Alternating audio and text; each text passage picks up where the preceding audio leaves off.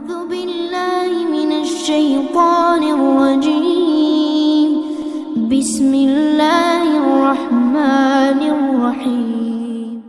فنظر نظرة في النجوم فقال إني سقيم فتولوا عنه مدبرين. فراغ إلى آلهتهم فقال ألا تأكلون ما لكم لا تنطقون. فراغ عليهم ضربا باليمين فأقبلوا إليه يزفون. قال أتعبدون ما تنحتون والله خلقكم وما تعملون. قالوا ابنوا له بنيانا فألقوه في الجحيم فأرادوا به كيدا فجعلناهم الأسفلين. السلام عليكم ورحمة الله وبركاته. ഖുർആൻ പദം 1551 ദിവസത്തിലേക്ക് എല്ലാവരെയും ഹാർദമായി സ്വാഗതം ചെയ്യുന്നു. വിശുദ്ധ ഖുർആനിലെ 37-ാമത്തെ അധ്യായമായ സൂറത്ത് സ്വാഫാത്തിലെ 88 മുതൽ 98 വരെയുള്ള ആയത്തുകളാണ് ഇന്ന് പഠനവിധേയമാക്കുന്നത്. ക്ലാസ് ആരംഭിക്കുന്നതിനായി ആദരണീയനായ ഡോക്ടർ എ.ഐ. വിലായത്തുള്ള സാഹിബിനെ ക്ഷണിക്കുന്നു. അസ്സലാമു അലൈക്കും വറഹ്മത്തുള്ളാഹി വബറകാതുഹു. അഊദു ബില്ലാഹി മിനശ് ശൈത്വാനിർ റജീം. ബിസ്മില്ലാഹിർ റഹ്മാനിർ റഹീം. വഇന്ന മിൻ ശിയഅതിഹി ലഇബ്രാഹീം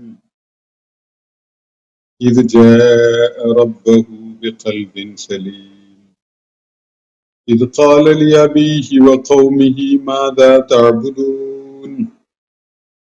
أئفكا آلهة دون الله تريدون فما ظنكم برب العالمين. فنظر نظرة في النجوم فقال إني سقيم فتولوا عنه مدبرين. فراغ إلى آلهتهم فقال ألا تأكلون ما لكم لا تنطقون. فراغ عليهم ضربا باليمين فأقبلوا إليه يزفون. قال أتعبدون ما تنحتون والله خلقكم وما تعملون. قالوا ابنوا له بنيانا فألقوه في الجحيم فأرادوا به كيدا فجعلناهم الأسفلين. صدق الله العلي العظيم. സൂറത്ത് സ്വാഫാത്തിലെ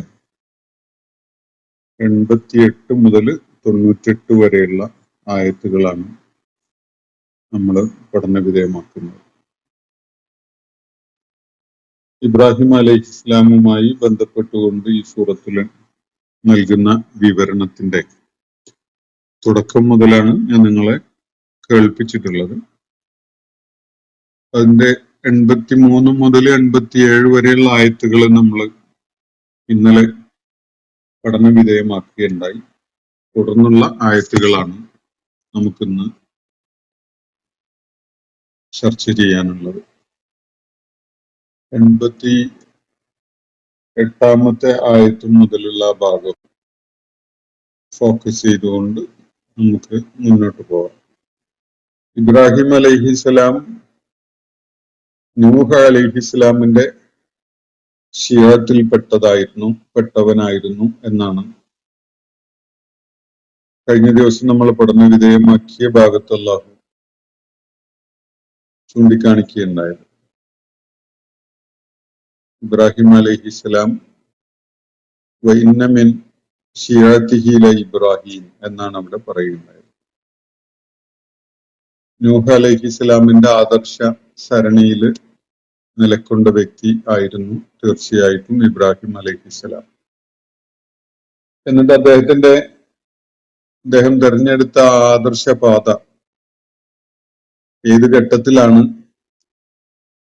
നൂഹ് അലൈഹിസ്സലാമിന്റെ ആ സരണി ആയി അള്ളാഹു അംഗീകരിച്ച് ആ പാതയിലാണ് അദ്ദേഹം നിലക്കൊണ്ടിരുന്നത് എന്ന് വ്യക്താക്കുന്നത്. അത് അദ്ദേഹത്തിന്റെ ജീവിതത്തിലെ വളരെ ശ്രദ്ധേയമായ, വളരെ നിർണായകമായ ചില തീരുമാനങ്ങൾ അദ്ദേഹം സ്വീകരിച്ചുകൊണ്ട് മുന്നോട്ട് പോകുന്ന ഒരു സന്ദർഭത്തെ പരാമർശിച്ചുകൊണ്ടാണ്. അദ്ദേഹം നിഷ്കളങ്ക ഹൃദയനായിക്കൊണ്ട് അള്ളാഹുവിലേക്ക് തിരിയുകയും തന്റെ പിതാവിനോടും നാട്ടുകാരോടുമൊക്കെ അവർ പിന്തുടരുന്ന ബുദ്ധിശൂന്യമായ ജീവിത ദർശനത്തെക്കുറിച്ച് സംസാരിക്കുകയൊക്കെ ചെയ്ത ഒരു സന്ദർഭമായിരുന്നു അത്. രട്ടാവായ പ്രപഞ്ചനാഥനായ അള്ളാഹുവിന് വിധേയപ്പെടുക മാത്രമാണ് യുക്തിക്ക് ഉൾക്കൊള്ളാൻ കഴിയുന്ന, മനുഷ്യബുദ്ധിക്ക് സ്വീകരിക്കാൻ കഴിയുന്ന ഒരേ ഒരു മാർഗം എന്ന കാര്യം തിരിച്ചറിഞ്ഞുകൊണ്ടാണ് ഇബ്രാഹിം അലൈഹിസ്സലാം ഇവരുമായിട്ട് സംവദിക്കാനും കാര്യങ്ങളെക്കുറിച്ച് അവരുമായി ചർച്ചയിൽ ഏർപ്പെടാനും ഒക്കെ സന്നദ്ധമാവുന്നത്. ഈ ഒരു സംഭവം വിശുദ്ധ ഖുർആനിൽ പലയിടങ്ങളിലായിട്ട് പരാമർശിക്കപ്പെടുന്നുണ്ട്. പല സൂറത്തുകളിൽ ഇതിന്റെ വ്യത്യസ്തങ്ങളായ വിശദാംശങ്ങൾ നൽകുന്ന വിധത്തിൽ അള്ളാഹു ഈ സംഭവം വിവരിക്കുന്നത് കാണാം. പിതാവും നാട്ടുകാരും ഒക്കെയായ ആളുകളോട് അവരുടെ ആരാധനാമൂർത്തികളെ കുറിച്ച് പരാമർശിച്ചുകൊണ്ട് അദ്ദേഹം ഒരു ചോദ്യം ചോദിച്ചത് വിശുദ്ധ ഖുർആൻ ഇവിടെ അനുസ്മരിക്കുകയുണ്ടായി. ഐഫ്കൻ ആലിഹത്തൻ ദൂനല്ലാഹി തുരീദൂൻ, നിങ്ങൾ വ്യാജമായി, കൃത്രിമമായി നിർമ്മിച്ചുണ്ടാക്കിയ സംഗതികളെയാണോ അള്ളാഹുവിന് പുറമെ നിങ്ങൾ ആരാധ്യന്മാരായി സ്വീകരിക്കുന്നത്? ഫമാ ലൊന്നക്കും ബിറബ്ബിൽ ആലമീൻ, ലോകങ്ങളുടെ തമ്പുരാനായ അള്ളാഹുവിനെ കുറിച്ചുള്ള നിങ്ങളുടെ ധാരണ എന്താണ് എന്നാണ് ഇബ്രാഹിം അലൈഹിസ്സലാം അവരോട് ചോദിക്കുകയുണ്ടായത്. എന്ന് പറഞ്ഞാൽ അള്ളാഹുവിന്റെ ഏകത്വത്തെക്കുറിച്ച്, പ്രപഞ്ച സ്രഷ്ടാവ് എന്നുള്ള നിലക്ക് അള്ളാഹുവിന്റെ സ്ഥാനത്തെ കുറിച്ചൊക്കെ അവരെ ബോധവാന്മാരാക്കുന്നതിന്റെ ഭാഗമായിട്ടാണ് ആ സംസാരം. ആ സംസാരത്തിന്റെ ഇടക്ക് ഈ ചോദ്യം ഉന്നയിച്ചതിന് ശേഷം ഫമാ ലൊന്നക്കും ബി റബ്ബിൽ ആലമീൻ എന്ന ചോദ്യം ഉന്നയിച്ചതിനെ തുടർന്ന് ഇബ്രാഹിം അലൈഹിസ്സലാം പിന്നെ എന്ത് ചെയ്തു എന്നതാണ് ഇന്ന് ഞാൻ നിങ്ങളെ കേൾപ്പിച്ചിട്ടുള്ള ഈ 88-ാമത്തെ ആയത്ത് മുതൽ 98 വരെയുള്ള ആയത്തുകളിൽ വിവരിക്കപ്പെടുന്നത്. ഫനളറ നദറത്തൻ ഫിന്നുജൂം, അദ്ദേഹം നക്ഷത്രങ്ങളുടെ നേരെ ഒരു നോട്ടം നോക്കി. ഫനളറ നളറത്തൻ ഫിന്നുജൂം, വാനലോകത്തേക്ക് നക്ഷത്രങ്ങളെ നിരീക്ഷിക്കുന്ന വിധത്തില്, നക്ഷത്രങ്ങളെ നോക്കി കാണുന്ന വിധത്തിൽ അദ്ദേഹം അവയുടെ നേരെ ഒന്ന് നോക്കുകയുണ്ടായി. ഫമാ ലൊന്നക്കും ബി റബ്ബിൽ ആലമീൻ എന്ന കാര്യം അവരോട് ഒരു ചോദ്യം എന്ന നിലയ്ക്ക് ഉന്നയിച്ചതിനെ തുടർന്നാണ്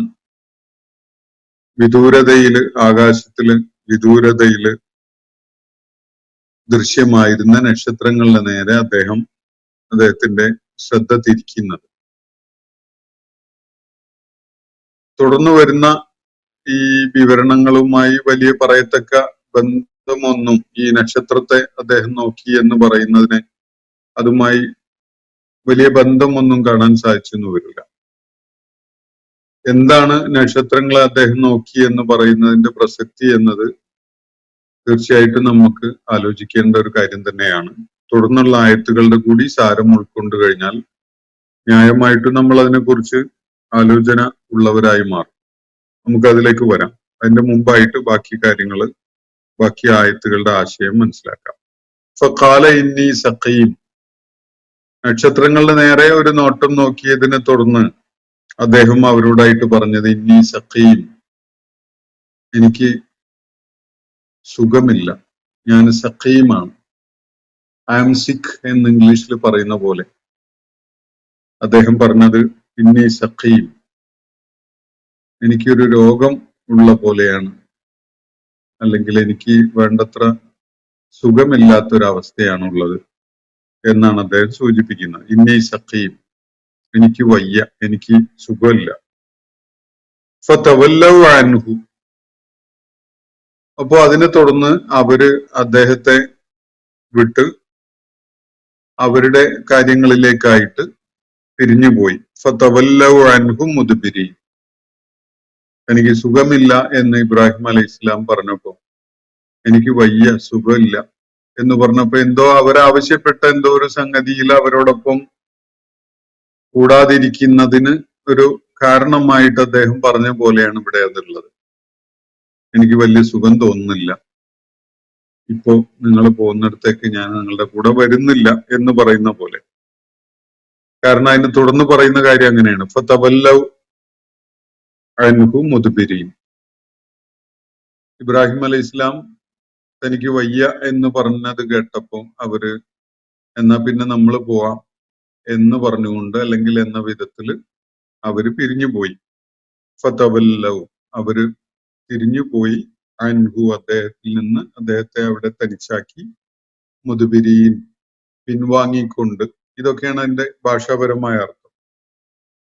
എന്തായാലും അവരും ഇബ്രാഹിം അലൈഹി ഇസ്ലാം ഒരുമിച്ചുണ്ടായിരുന്ന അവസ്ഥയിൽ നിന്ന് ഇബ്രാഹിം അലൈഹി ഇസ്ലാമിന് വയ്യ എന്ന് പറഞ്ഞപ്പോ അദ്ദേഹത്തെ തനിച്ചാക്കി അവര്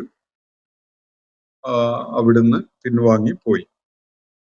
ഫറാഗ ഇല ആലിഹതിഹിം ഫഖാല അലാ തഅകുലൂൻ. അങ്ങനെ അവരെല്ലാവരും രംഗം വിട്ടു പോയപ്പോ ഇബ്രാഹിം അലൈഹിസ്സലാം ഈ നാട്ടുകാരൊക്കെ ആരാധിച്ചിരുന്ന അവരുടെ ദേവന്മാരുടെ, അവരുടെ ആലിഹത്തുകളുടെ നേരെ തിരിഞ്ഞു. അവരുടെ വിഗ്രഹങ്ങളുടെ രൂപങ്ങൾ അവിടെ, ആലിഹത്തുകളുടെ രൂപങ്ങൾ അവിടെ അവരുടെ ദേവാലയങ്ങളിൽ ഉണ്ടാക്കി വെച്ച ഇടത്തേക്ക് ഇബ്രാഹിം അലൈഹി ഇസ്ലാം നീങ്ങി എന്ന് വേണമെങ്കിൽ മനസ്സിലാക്കാം. ഇനി അതല്ലെങ്കിൽ എവിടെയായിരുന്നോ അവര് ഉണ്ടായിരുന്നത് അവിടെ നിരത്തി വെച്ചിരുന്ന അവരുടെ ആരാധ്യന്മാരായ വിഗ്രഹങ്ങളുടെ നേരെ ഇബ്രാഹിം അലൈഹി ഇസ്ലാം തിരിഞ്ഞു. അത് ഈ ദേവാലയം, ഈ വിഗ്രഹങ്ങളൊക്കെ പ്രതിഷ്ഠിച്ചു വെച്ചിരുന്ന ദേവാലയത്തിലേക്ക് നീങ്ങി അങ്ങോട്ട് കടന്നു ചെന്നു, അങ്ങോട്ട് ഇടിച്ചു കയറി എന്നൊക്കെ ഉള്ള വിധത്തിൽ മനസ്സിലാക്കുന്നതിനും തെറ്റൊന്നുമില്ല. അതിന്റെ മുഖ്യമായ കാര്യമാണ് അള്ളാഹു ഇവിടെ പറയുന്നത്. അതിന്റെ പശ്ചാത്തലവും വിശദാംശങ്ങളൊന്നും ഇവിടെ നൽകുന്നില്ല. ഫറാഗ അലൈഹിം, ഫറാഗ ഇല ആലിഹതിഹിം ഫഖാല അലാ തഅകുലൂൻ. നാട്ടുകാരൊക്കെ ഇബ്രാഹിം അലൈഹിസ്സലാമിനെ അവിടെ തനിച്ചാക്കി വേറെന്തോ ഒരു കാര്യത്തിനായിട്ട് പോയപ്പോ, ഇബ്രാഹിം അലൈഹി ഇസ്ലാം സുഖമില്ല എന്ന് പറഞ്ഞിട്ട് അവിടെ ഇരുന്നതാണല്ലോ. അപ്പോ ആ ഘട്ടത്തിൽ ഇബ്രാഹിം അലൈഹി ഇസ്ലാം അവരൊക്കെ പോയി കഴിഞ്ഞതിന് ശേഷം അവരുടെ ആലിഹത്തുകളുടെ നേരെ ചെന്നു. ഫഖാല, എന്നിട്ട് അദ്ദേഹം ആ ആലിഹത്തുകളോടായിട്ട് ചോദിച്ചു, അലാ തഅകുലൂൻ, നിങ്ങൾ എന്തേ ഒന്നും തിന്നുന്നില്ലേ, ഒന്നും ഭക്ഷിക്കുന്നില്ലേ എന്നാണ് ഇബ്രാഹിം അലൈഹി ഇസ്ലാം ചോദിച്ചത്. ന്യായമായിട്ടും ഈ വിഗ്രഹങ്ങൾക്കായിട്ട് അവര് അർപ്പിച്ചിട്ടുണ്ടായിരുന്ന പലതും ഇങ്ങനെയാണല്ലോ. പഴയ കാലത്ത് അവരുടെ ദേവന്മാർക്കും ദേവിമാർക്കും ഒക്കെ പല സംഗതികളും അവർ കൊണ്ട് ഭക്ഷ്യവിഭവങ്ങളൊക്കെ കൊണ്ടുപോയി സമർപ്പിക്കുന്ന ഒരു രീതിയുണ്ട്. നിവേദ്യം ഇതൊക്കെയാണ് അതിന് പറയാ, അങ്ങനെ എന്തോ ഒരു പ്രയോഗം അവർ പറയാറുണ്ടല്ലോ സാധാരണ. അപ്പൊ അവർക്ക് അർപ്പിക്കപ്പെട്ടിട്ടുണ്ടായിരുന്ന നൈവേദ്യങ്ങള് അവരുടെ മുന്നിൽ നേരത്തെ ഈ നാട്ടുകാരൊക്കെ വെച്ച് പോയിട്ടുണ്ടാവണം. എന്തായാലും അവയെ ചൂണ്ടിക്കാണിച്ചുകൊണ്ടാവണം ഇബ്രാഹിം അലൈഹി ഇസ്ലാം ഇങ്ങനെ ഒരു ചോദ്യം ഈ ആലിഹത്തുകളോട് ചോദിക്കുന്നത്, ഈ വിഗ്രഹങ്ങളോട് അല്ലെങ്കിൽ ഇവരുടെ ആരാധ്യന്മാരോട് ചോദിക്കുന്നത്. അലാ തഅകുലൂൻ, നിങ്ങൾ ഭക്ഷിക്കുന്നില്ലേ എന്നതാണ് ചോദ്യം. സ്വാഭാവികമായിട്ടും ഈ വിഗ്രഹങ്ങൾ മറുപടി ഒന്നും പറയാതെ നിശബ്ദമായി നിൽക്കുകയല്ലേ ഉള്ളൂ. തുടർന്ന് ഇബ്രാഹിം അലൈഹി ഇസ്ലാം വീണ്ടും വിഗ്രഹങ്ങളോട് ചോദിക്കുകയാണ്, മാലക്കും ലാ തൻതിഖൂൻ, എന്തേ നിങ്ങളൊന്നും മിണ്ടാതിരിക്കുന്നത്? നിങ്ങളുടെ മുന്നിൽ നൈവേദ്യങ്ങളൊക്കെ സമർപ്പിക്കപ്പെട്ട് നിങ്ങൾ അതൊക്കെ കാണുന്നുണ്ട്, അതൊന്നും നിങ്ങൾ ഭക്ഷിക്കുന്നില്ല. അതെന്താ ഭക്ഷിക്കാത്തത് എന്ന് ചോദിച്ചപ്പോ നിങ്ങൾ മിണ്ടാതിരിക്കുകയും ചെയ്യുന്നു. ഇതാണ് ഇബ്രാഹിം അലൈഹി ഇസ്ലാം ഈ വിഗ്രഹങ്ങളോടായിട്ട് ആദ്യം പറയുന്നത്, ഇവരുടെ ആലിഹത്തുകളോടായിട്ട്. മാലക്കും ലാ തൻതിഖൂൻ, നിങ്ങൾ എന്തേ ഒന്നും മിണ്ടാതിരിക്കുന്നത് എന്നതാണ് ചോദ്യം.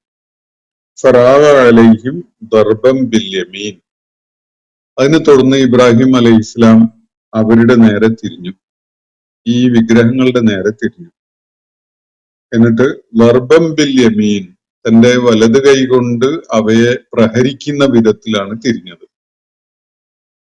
ദർബം ബിൽ യമീൻ, ദർബ എന്ന് പറഞ്ഞാൽ അടിക്കുക, പ്രഹരിക്കുക, ആക്രമിക്കുക എന്നൊക്കെയുള്ള ആശയമാണ് അത് നൽകുന്നത്. യമീൻ എന്ന് പറഞ്ഞാൽ വലത് കൈ. ഇബ്രാഹിം അലൈഹിസ്സലാം തന്റെ വലത് കൈ കൊണ്ട് അവയൊക്കെ നന്നായി പ്രഹരിക്കാൻ തുടങ്ങി, അവയൊക്കെ തല്ലിപ്പൊളിക്കാൻ തുടങ്ങി. ഫഅഖ്ബലു ഇലൈഹി യസിഫൂൻ, അതിനെ തുടർന്നാണ് നാട്ടുകാര് അവരുടെ എന്താവശ്യത്തിനായിരുന്നോ അവരവിടുന്ന് പോയിട്ടുണ്ടായിരുന്നത്, അത് കഴിഞ്ഞ് അവര് തിരികെ എത്തുന്നത് അവിടെ എന്തോന്ന് സംഭവിച്ചിട്ടുണ്ട് എന്ന വിധത്തില് ധൃതിപ്പെട്ടുകൊണ്ടാണ് പാഞ്ഞു വരുന്നത്. ഫഅഖ്ബലു ഇലൈഹി യസിഫൂൻ, അവര് വലിയ ധൃതി കാണിച്ചുകൊണ്ട് അദ്ദേഹത്തിന്റെ അടുക്കലേക്ക് ഓടിക്കിതച്ചു വന്നു. ഫഅഖ്ബലു, അവര് ഇലൈഹി, അദ്ദേഹത്തിന്റെ അടുക്കലേക്ക് ഓടിക്കിതച്ചെത്തി. യസിഫൂൻ എന്ന് പറഞ്ഞാൽ ധൃതിപ്പെട്ടുകൊണ്ടാണ്. അപ്പോ ഒന്നുകിൽ അവര് എന്തെങ്കിലും ഒരു സൂചന അവർക്ക് കിട്ടിയിട്ടുണ്ടാവണം, ഇവിടെ ഇബ്രാഹിം എന്തോ വേല ഒപ്പിച്ചിട്ടുണ്ട് എന്നുള്ള ഒരു ധാരണ എന്തോന്ന്, അല്ലെങ്കിൽ അവരവിടെ തിരിച്ചെത്തിയപ്പോ അവിടുത്തെ പരിസരത്തുള്ള ലക്ഷണം അത്ര സുഖമില്ല എന്ന് കണ്ട ഒരു ഘട്ടത്തില് അവര് നേരെ ഇബ്രാഹിമിന്റെ അടുക്കലേക്ക് ഓടി വന്നു എന്നാണ് ഇവിടെ പറയുന്നത്. കാല, അപ്പോ ഇബ്രാഹിം അലൈഹിസ്സലാം അവര് പാഞ്ഞു വരുന്നത് കണ്ടപ്പോ അവരോട് ചോദിക്കുകയാണ്. അവരിങ്ങോട്ടൊന്നും ചോദിക്കുന്നതിന്റെ മുമ്പ് തന്നെ അങ്ങോട്ട് ചോദിക്കുന്നത്, അതഅ്ബുദൂന മാ തൻഹിതൂൻ, നിങ്ങള് നിങ്ങളുടെ കൈകൾ കൊണ്ട് വെട്ടിയുണ്ടാക്കുന്ന അല്ലെങ്കിൽ കൊത്തിയുണ്ടാക്കുന്ന സംഗതികളെയാണോ നിങ്ങൾ ആരാധിക്കുന്നത്? നിങ്ങൾ ഇബാദത്ത് ചെയ്യുന്നത് നിങ്ങൾ സ്വയം കൊത്തിയുണ്ടാക്കുന്ന ഈ സംഗതികളെയാണ് എന്നാണ്.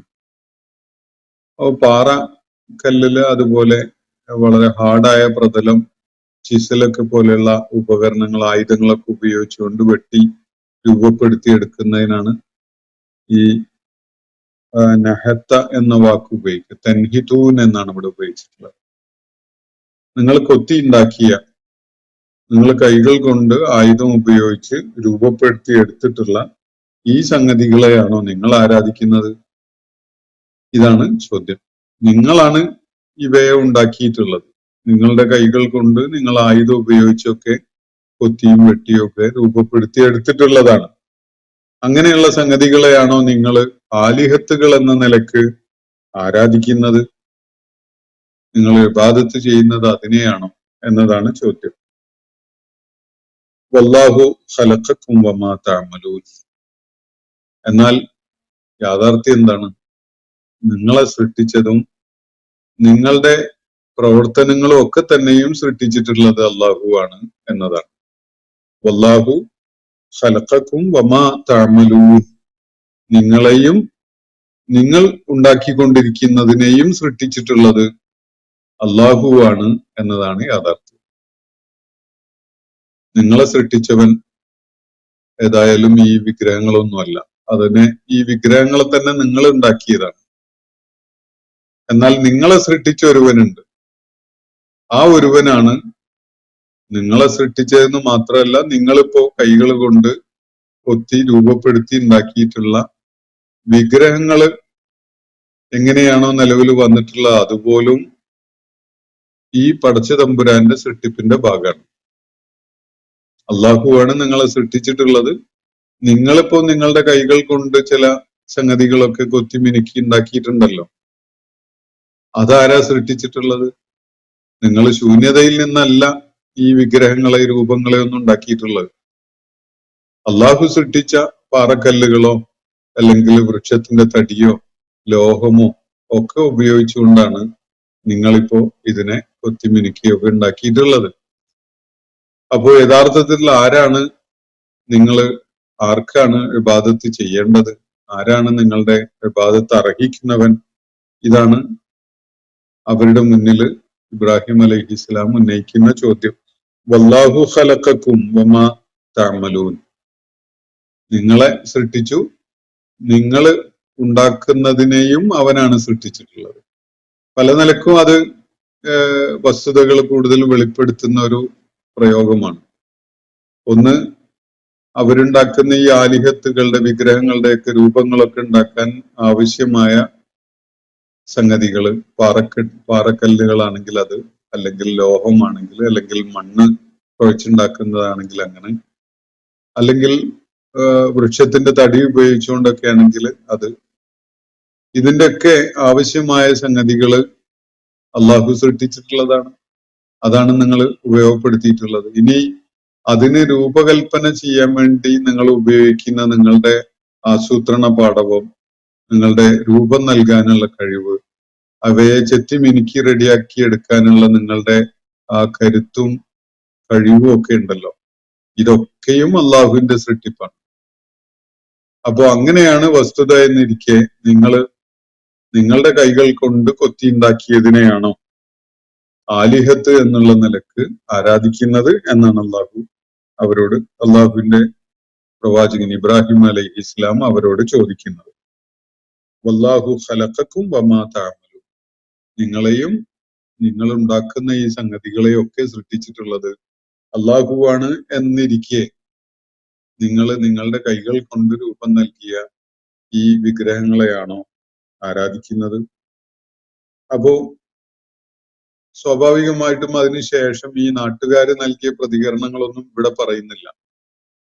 വേറെ ചില സൂറത്തുകളിൽ ഈ സംഭവങ്ങൾ വിവരിക്കുന്നിടത്ത് അവരുടെ ചില പ്രതികരണങ്ങളൊക്കെ നൽകുന്നുണ്ട്. ഇബ്രാഹിം അലൈഹി ഇസ്ലാം നിങ്ങൾ എന്തേ ഒന്നും മിണ്ടാത്തത് എന്നൊക്കെ നേരത്തെ ചോദിച്ചല്ലോ. അതിനൊക്കെയുള്ള മറുപടി അവര് വേറെ സന്ദർഭത്തിൽ നൽകിയിട്ടുള്ളത് വേറെ സന്ദർഭങ്ങളിൽ വിശുദ്ധ ഖുർആൻ പരാമർശിക്കുന്നുണ്ട്.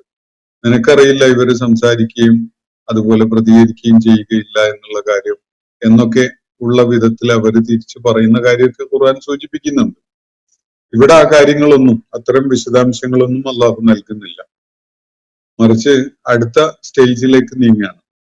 ഖാലു ഇബ്നു ലഹു ബുനിയാനൻ ഫഅൽഖൂഹു ഫിൽ ജഹീം. അപ്പൊ ഇബ്രാഹിം അലൈഹി സ്വലാം ഉന്നയിച്ച ചോദ്യങ്ങൾക്ക് നാട്ടുകാർ ചില മറുപടികളൊക്കെ നൽകിയിട്ടുണ്ടാവണം. അതുപോലെ ഇബ്രാഹിം അലൈഹി സ്വലാം വീണ്ടും അവരോട് ഉന്നയിച്ച ചോദ്യങ്ങൾ പലതും അവരെ വല്ലാതെ കുഴക്കിയിട്ടുണ്ടാവും. അവര് ഇബ്രാഹിം അലൈഹി സ്വലാമിന്റെ മുന്നിൽ ഉത്തരം മുട്ടി ഗതിയില്ലാത്ത അവസ്ഥയിൽ നിലകൊള്ളേണ്ടി വന്നു. അവരുടെ വിഗ്രഹാരാധന തീർത്തും ബുദ്ധിശൂന്യവും അടിസ്ഥാനരഹിതവുമായ സംഗതിയാണ് എന്നത് എല്ലാവർക്കും ബോധ്യമാവുന്ന വിധത്തില് അവിടെ ആ വാഗ്വാദം അല്ലെങ്കിൽ അവിടെ നടന്ന സംവാദം ഇബ്രാഹിം അലൈഹി സ്വലാം മുന്നോട്ട് വെച്ച ആശയത്തെ സ്ഥാപിതമാക്കുന്ന വിധത്തിലുള്ളതായി മാറിക്കാണുന്നു. എന്തായാലും ഉത്തരം മുട്ടിയ ഇബ്രാഹിം അലൈഹി സ്വലാമിനോട് വിശേഷിച്ചൊരു മറുപടിയും നൽകാൻ കഴിയാത്ത ഒരവസ്ഥയിൽ ആ ആളുകള് അകപ്പെട്ടു എന്ന് മനസ്സിലാക്കാം. ആ വിധത്തിലുള്ളതാണ് അവര് തുടർന്ന് നൽകുന്ന മറുപടി. ഖാലു, അവര് പറഞ്ഞത് ഇബ്നു ലഹു ബുനിയാന, ഇയാൾക്കായിട്ട് നമുക്ക് ഒരു തീക്കുണ്ടം ഒരുക്കാം. ബുനിയാൻ എന്ന് പറഞ്ഞാല് ഒരു സ്ട്രക്ചർ എന്നാണ്, ഒരു നിർമ്മാണം, ഒരു കെട്ടിടം. ഇയാളെ തീ ആളിക്കത്തിച്ചുകൊണ്ട് അതിലെറിയാൻ വേണ്ട വിധത്തിലുള്ള ഒരു സ്ട്രക്ചർ പണിയാം ഇയാൾക്കായിട്ട്. ഫഅൽഖൂഹു ഫിൽ ജഹീം. എന്നിട്ട് അവനെ നിങ്ങൾ ആ ആളിക്കത്തുന്ന തീയിലേക്ക് എറിഞ്ഞു കളയൂ. ഇതാണ് അവര് പരസ്പരം പ്രതികരിച്ചുകൊണ്ട് പറയുണ്ടായത്. ഒരു ബുനിയാൻ ഉണ്ടാക്കിയിട്ട് അവിടെ തീ ആളിക്കത്തിച്ച് അങ്ങനെ ആളിക്കത്തുന്ന ആ തീയിലേക്ക് ഇവനെ എറിഞ്ഞു കളഞ്ഞേക്കാം. ഇതാണ് അവർ മുന്നോട്ട് വെച്ച ആശയം. ഖാലുബ്നു ലഹു ബുനിയാന ഫഅൽഖൂഹു ഫിൽ ജഹീം. ജഹീം എന്ന് പറഞ്ഞാല് കത്തിജ്വലിക്കുന്ന, ആളിക്കത്തുന്ന എന്നൊക്കെയാണ് അർത്ഥം. അപ്പൊ ഒരു ബുനിയാൻ ഉണ്ടാക്കുക. ബന എന്ന് പറഞ്ഞാൽ നിർമ്മിച്ചു എന്നാണ്. അതിനുള്ളതാണ് ഈ ബുനിയാൻ എന്നുള്ള ഈ പദം. അതിന് വരുന്ന പദമാണ്. ഒരു നിർമ്മിതി, ഒരു സ്ട്രക്ചർ. അപ്പൊ ഇവനെ ചുട്ടുകരിക്കുന്നതിന് വേണ്ടി നമുക്കൊരു സ്ട്രക്ചർ തന്നെ ഉണ്ടാക്കിയിട്ട് അതിനകത്ത് തീ ആളി കത്തിച്ച് അതിലേക്ക് എറിഞ്ഞ് അവനെ കത്തിച്ചു കളയാം, കരിച്ചു കളയാം എന്നതാണ് അവര് പരസ്പരം മറുപടിയായിട്ട് പറയുകയുണ്ടായത്. ഇബ്രാഹിം അലൈഹി ഇസ്ലാം ഉന്നയിച്ച ചോദ്യത്തിന് യുക്തിഭദ്രമായ സ്വീകാര്യമായ മറുപടി നൽകുക എന്നത് അവരെ സംബന്ധിച്ചിടത്തോളം സാധിക്കാതെ വന്നിരിക്കുകയാണ്. അപ്പോ പിന്നെ ഇബ്രാഹിം അലൈഹി ഇസ്ലാമിനെ നശിപ്പിച്ചു കളയാം എന്നതാണ് അവര് തീരുമാനിക്കുന്നത്. ഫഅറാദു ബിഹി കൈത. അങ്ങനെ അവര് അദ്ദേഹത്തിന്റെ കാര്യത്തിൽ ഒരു തന്ത്രം മെനയുകയാണ്. അദ്ദേഹത്തെ തീയിലെറിഞ്ഞ് കൊന്നുകളയാനാണ് അവര് ആസൂത്രണം ചെയ്ത തന്ത്രം. ഫജഅൽനാഹുമുൽ അസ്ഫലീൻ. എന്നാൽ അവരെയാണ് നാം ഏറ്റവും താഴെയുള്ളവരാക്കി മാറ്റിയത് എന്നാണ് തുടർന്ന് അള്ളാഹു പറയുന്നത്. അതിനിടയ്ക്ക് ഒരുപാട് വിശദാംശങ്ങൾ ഈ സംഭവവുമായിട്ട് ബന്ധപ്പെട്ടുകൊണ്ടുണ്ട്. അത് വേറെ ചിലയിടങ്ങളിൽ അള്ളാഹു വളരെ ഭാഗികമായിട്ടൊക്കെ സൂചിപ്പിക്കുന്നുണ്ട്. അവര് വലിയൊരു തീക്കുണ്ടമുണ്ടാക്കി അതില് തീ ആളി കത്തിച്ചു, എന്നിട്ട് ഇബ്രാഹിം അലൈഹി ഇസ്ലാമിനെ അതിലേക്ക് എറിഞ്ഞു.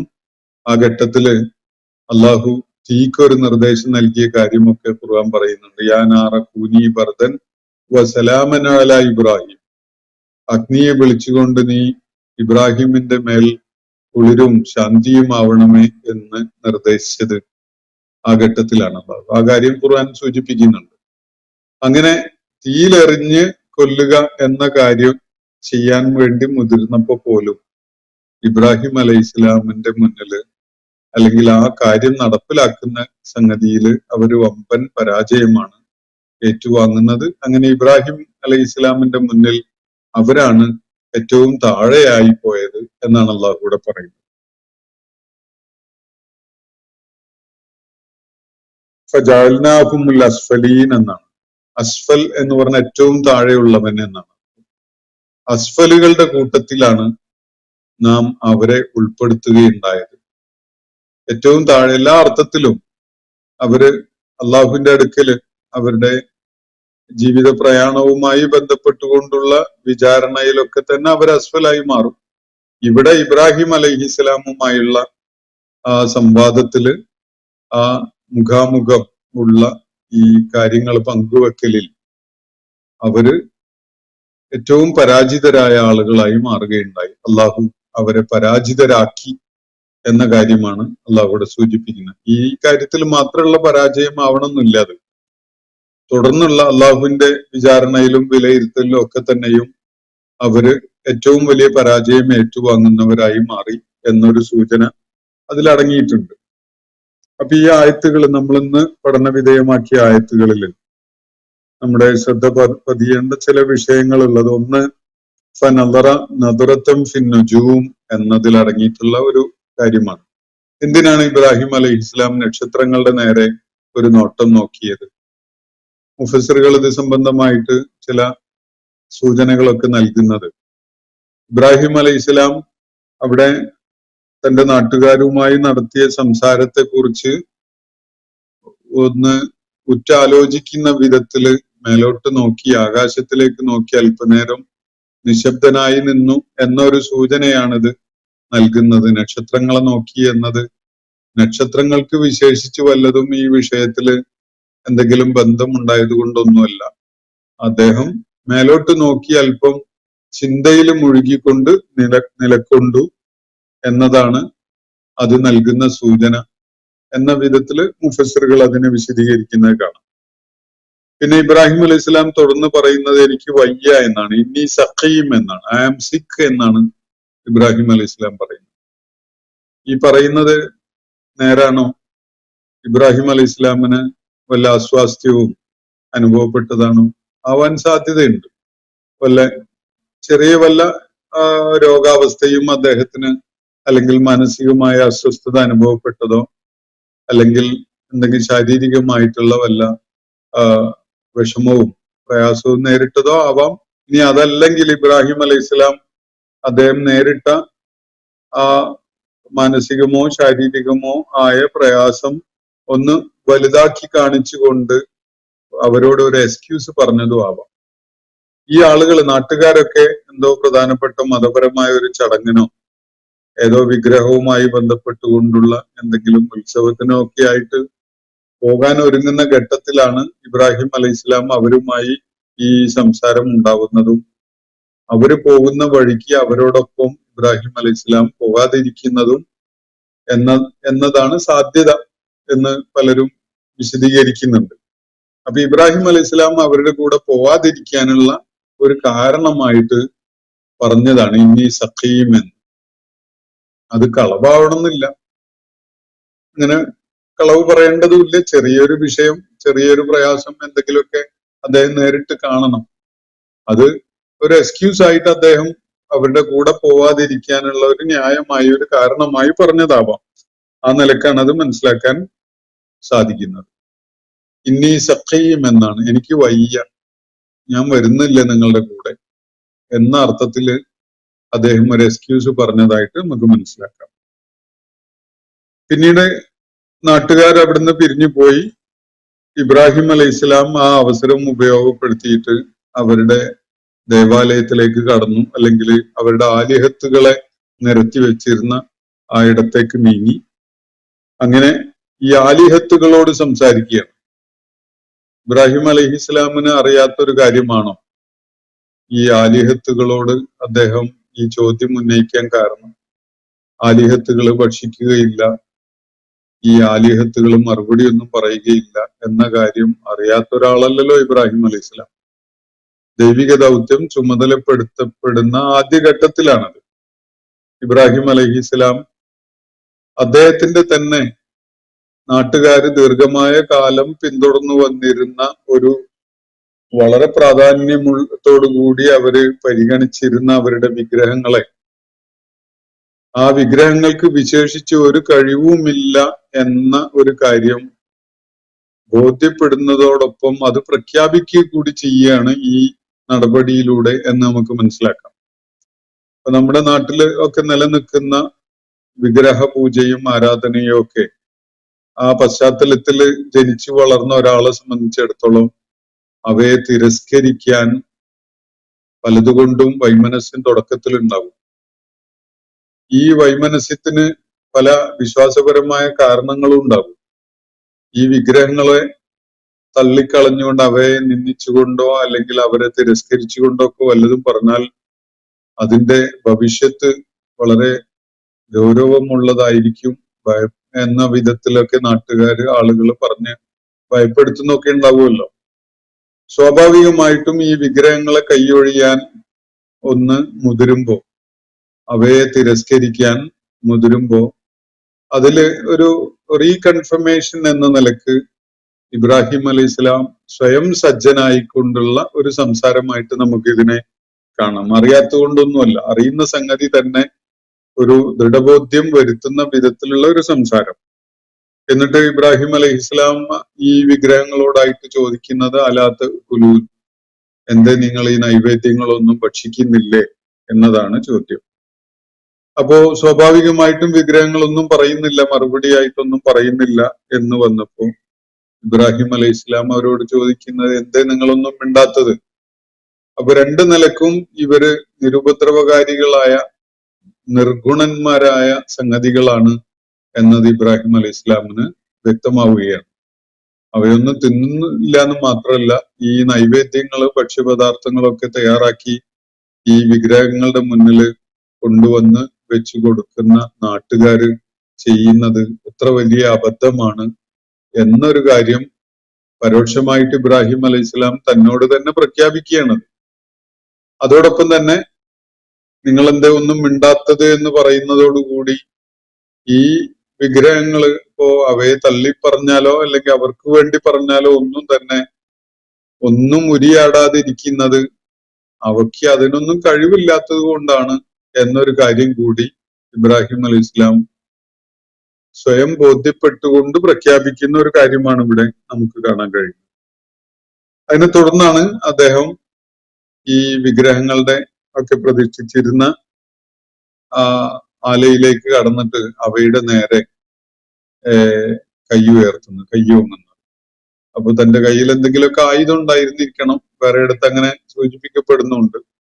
അപ്പോ ഇബ്രാഹിം അലൈഹി ഇസ്ലാം അവയൊക്കെ തന്റെ വലത് കൈകൊണ്ട് തല്ലിപ്പൊളിക്കുകയാണ്, അവയൊക്കെ തച്ചുടക്കുകയാണ് ഇബ്രാഹിം അലൈഹി ഇസ്ലാം ചെയ്യുന്നത്.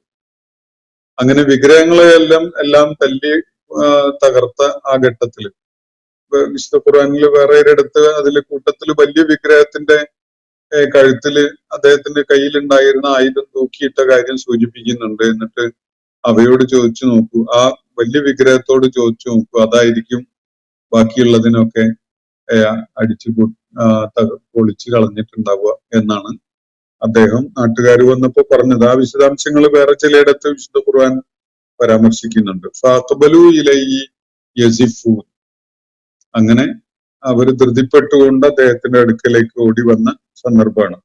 അപ്പോഴാണ് ഇബ്രാഹിം അലൈഹി ഇസ്ലാം അവരോടായിട്ട് ചോദിക്കുന്നത്, നിങ്ങളെന്താ നിങ്ങളെ സ്വന്തം കൈകൾ കൊണ്ട് രൂപപ്പെടുത്തി എടുത്തിട്ടുള്ള കൊത്തി ഉണ്ടാക്കിയിട്ടുള്ളതിനെയാണോ ആരാധിക്കുന്നത്?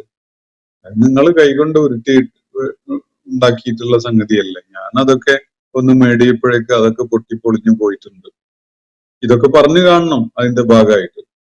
ഈ കൈകൾ കൊണ്ട് നിങ്ങൾ രൂപപ്പെടുത്തി ഉണ്ടാക്കണ ഈ സംഗതികളാണോ ദൈവമാണെങ്കിൽ ഞാനൊന്ന് മേടുമ്പോഴേക്ക് പൊട്ടിപ്പൊളിഞ്ഞു പോകുമോ എന്ന വിധത്തിലുള്ള ലോജിക്കലായി അവർക്ക് കാര്യം ബോധ്യപ്പെടുന്ന വിധത്തിലാണ് ഇബ്രാഹിം അലൈഹി ഇസ്ലാം ഈ ചോദ്യം ഉന്നയിച്ചിട്ടുണ്ടാവുക.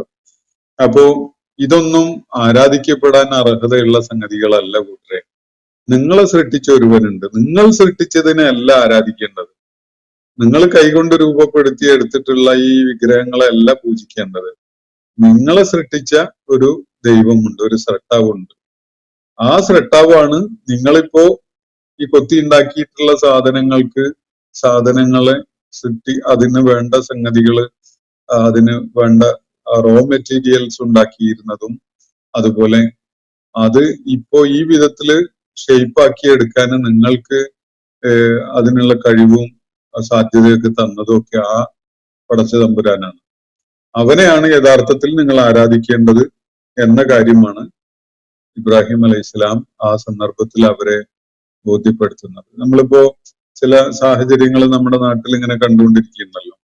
കേരളത്തിലെ ഏറ്റവും അറിയപ്പെടുന്ന ഒരു ദേവാലയത്തില് അവിടെ സ്വർണം കൊണ്ട് ഉണ്ടാക്കി വെച്ചിരുന്ന പല സംഗതികളും, അവിടുത്തെ കവാടത്തിനുള്ള പാളികള്, വിഗ്രഹങ്ങൾക്കുള്ള അതിന്റെ എന്തായാലും സ്വർണം ഉപയോഗിച്ച് അവർ പലതും ചെയ്തു വെച്ചിട്ടുള്ളത്, അതൊക്കെ അതിന്റെ കാവൽക്കാര് തന്നെ മോഷ്ടിച്ചു കൊണ്ടുപോയതാണ് വലിയ വിവാദമായിട്ട് നമ്മളിപ്പോ പത്രങ്ങളിലൊക്കെ കാണുന്നത്.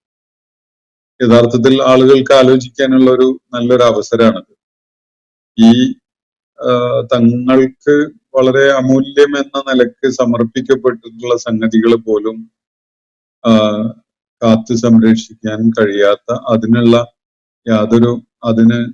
അത് നോക്കാനോ ശ്രദ്ധിക്കാനോ പറ്റാത്ത വിഗ്രഹങ്ങളെയാണോ, ഒരു കഴിവുമില്ലാത്ത, ഒരു ശക്തിയുമില്ലാത്ത, മിണ്ടാൻ കഴിയാത്ത, തിന്നുകയോ കുടിക്കുകയോ ചെയ്യാത്ത ഇവയെയാണോ നമ്മൾ ദൈവങ്ങളായിട്ട് കൊണ്ടു നടക്കുന്നത് എന്നൊരു ആലോചന ആരിലും ഉണ്ടാകാൻ ഈ ഒരു സാഹചര്യം യഥാർത്ഥത്തിൽ പ്രയോജനപ്പെടേണ്ടതാണ്. അപ്പൊ ഈ ആളുകള് ഇബ്രാഹിം അലൈഹി ഇസ്ലാമിന്റെ അടുക്കലേക്ക് ധൃതിയിൽ വന്നപ്പോ ഇബ്രാഹിം അലൈഹി ഇസ്ലാം അവരോട് ചോദിച്ച ഒരു ചോദ്യമാണ് ഈ ഒരു സംഗതി. അതഅ്ബുദൂനമാ തനിക്ക് തോന്നി, നിങ്ങൾ കൊത്തി ഉണ്ടാക്കിയ ഈ രൂപങ്ങളെയാണോ നിങ്ങൾ ആരാധിക്കുന്നത് എന്നത്. അത് വളരെ മൂഢമായ ഒരു സംഗതിയാണ്. യഥാർത്ഥത്തിൽ നിങ്ങളിപ്പോ ഈ സൃഷ്ടിച്ചുണ്ടാക്കിയിട്ടുള്ള സംഗതികളെയും പോലും സൃഷ്ടിച്ചിട്ടുള്ളത് അള്ളാഹുവാണ് എന്നൊരു കാര്യം നിങ്ങൾ മനസ്സിലാക്കുന്നില്ലേ എന്നതാണ് ഇബ്രാഹിം അലൈഹി ഇസ്ലാം അവരുടെ ചിന്തയിലേക്ക് ഇട്ടുകൊടുത്തിട്ടുള്ള കാര്യം. ആളുകൾക്ക് സ്വാഭാവികമായിട്ടും അതിന് യുക്തിഭദ്രമായിട്ടൊരു മറുപടി ഒന്നും നൽകാൻ കഴിയില്ല. അവര് പ്രകോപിതരായി ഇബ്രാഹിം അലൈഹി ഇസ്ലാമിനെ നശിപ്പിക്കാം എന്നൊരു തീരുമാനത്തിലേക്ക് എത്തുകയും അങ്ങനെ തീക്കുണ്ടമുണ്ടാക്കി അദ്ദേഹത്തെ അതിലെറിയുകയും ചെയ്തു. പക്ഷെ അള്ളാഹു അദ്ദേഹത്തെ രക്ഷപ്പെടുത്തുകയുണ്ടായി. തീ ഇബ്രാഹിം അലൈഹി ഇസ്ലാമിനെ സ്പർശിക്കുകയേ ഉണ്ടായില്ല. അദ്ദേഹത്തിന്റെ ശരീരത്തിന് ഒരു കേടുപാടും പറ്റാതെ, ഒരു പോറലും ഏൽക്കാതെ, അദ്ദേഹത്തിന്റെ ശരീരത്തിന്റെ രോമങ്ങൾ പോലും കരിഞ്ഞു പോവാതെ അദ്ദേഹം തീക്കുണ്ടത്തിൽ നിന്ന് എണീറ്റ് വരുന്ന ഒരു കാഴ്ചയാണ് അവര് കാണുകയുണ്ടായത്.